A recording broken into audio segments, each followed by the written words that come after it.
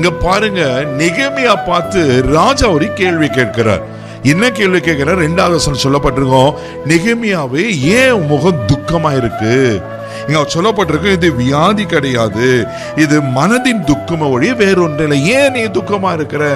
பாருங்க, அப்பதான் நெகேமியா சொல்றாரு, ராஜாவே, என் அலங்கம் இடிக்கப்பட்டிருக்கிறது, என் ஸ்தலமாகிய பாழாக்கப்பட்டிருக்கிறது, இப்படிப்பட்ட சூழ்நிலையில சுட்டெரிக்கப்பட்டிருக்கிறது, நான் எப்படி துக்கமா இராம இருக்க முடியும்? தேவப்பிள்ளையே, ஒருவேளை உங்களுடைய வாழ்க்கையில கூட அலங்கம் இடிக்கப்பட்டதா, வாழ்க்கை சின்னாபின்னமாக்கப்பட்டதா, சுட்டெரிக்கப்பட்டதா, பாழாக்கப்பட்டதா காணப்படுகிறதா? ஏன் பிரதர் வாழறேன்னு எனக்கு தெரியல, எனக்கு வாழவே பிடிக்கல, கலங்கி கொண்டிருக்கீங்களா? நான் எதிர்பார்க்க ஒண்ணுமே நான் வாழ்க்கை நடக்கல, எல்லாமே தீமையா இருக்கு, ஏதோ 1-2 காரியம்னா பரவாயில்ல, என் வாழ்க்கை முழுவதுமா மிஸ்டா இருக்கு, குழம்பி இருக்கிறீங்களா? கண்ணீரோடு இருக்கீங்களா?